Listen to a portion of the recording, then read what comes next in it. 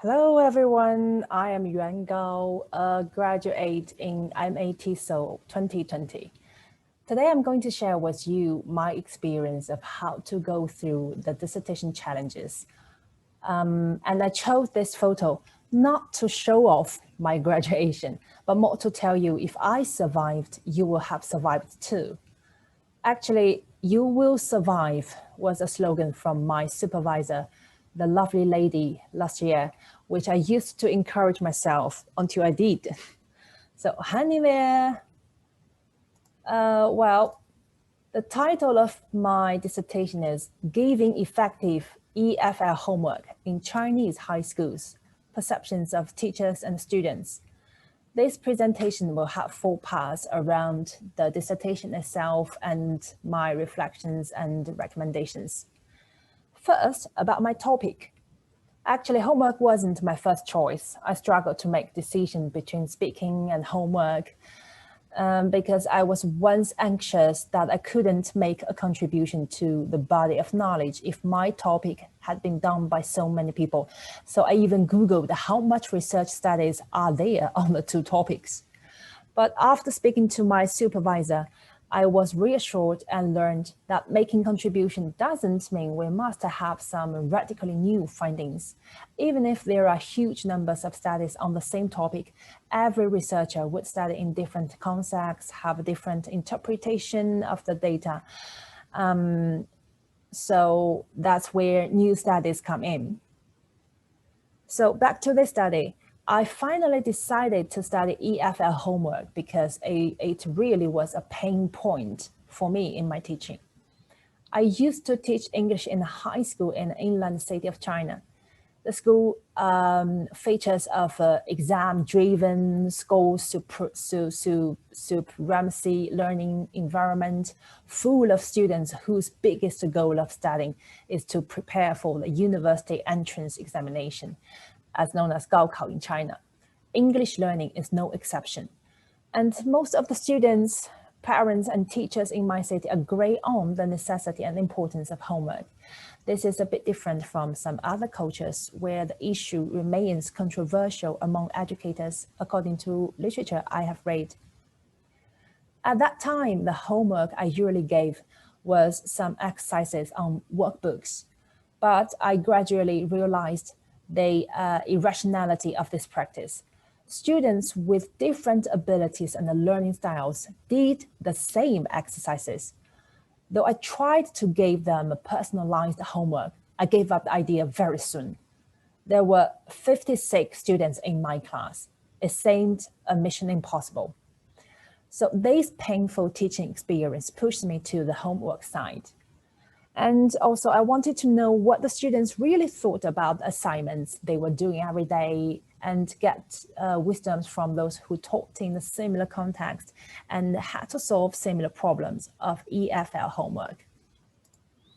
So after making my decision, I got my 2 research questions. One was for how the students and EFL teachers perceived the value and effectiveness of EFL homework, while the other one was to find out what factors of the teacher's practice would make homework more effective, such as how they gave feedback to different types of homework assignments.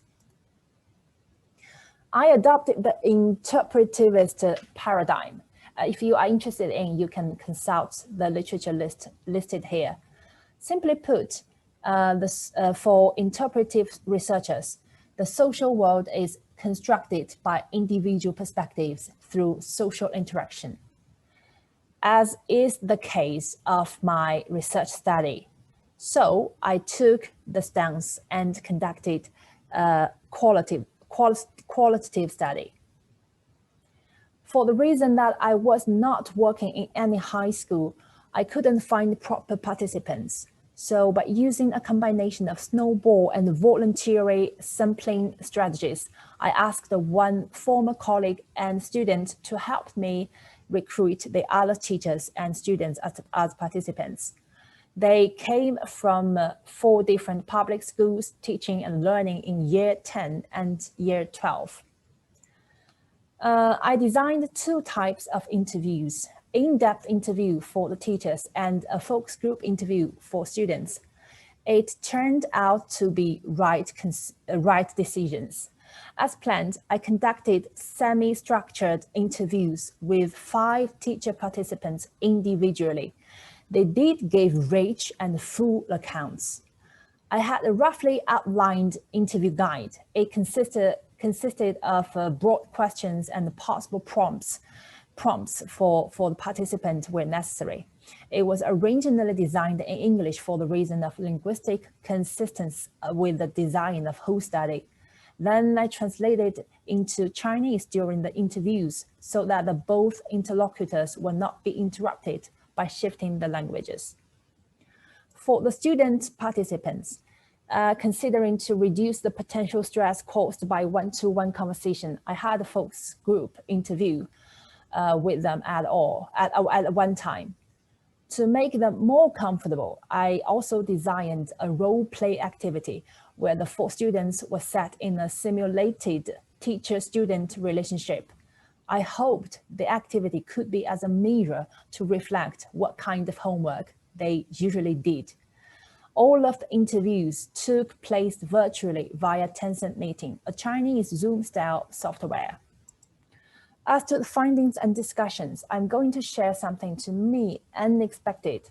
For clarity, I present them this way in order to answer the 2 research questions. For the first question, in spite of the criticized repetitive nature of the type of practice homework, it was perceived as the most common purpose of giving EFL homework in this context. What I didn't expect was that, except for almost all of the teachers, half of the student participants enjoyed the achievement and satisfaction from doing the drilling practice rather than more creative and interesting assignments. And combined with literature, I interpreted that the result was mainly related to utility value. In other words, it's probably the coherence between what the students pursued and what they practiced that made them stick to such kind of practice homework.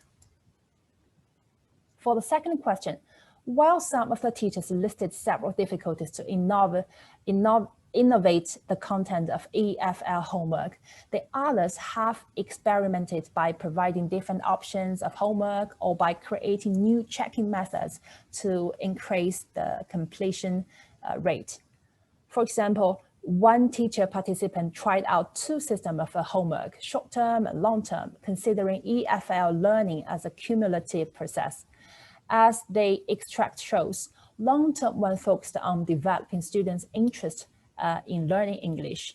She also adopted an eclectic approach to meet specific and contextual demands, turning a blind eye to students' occasional incompletion.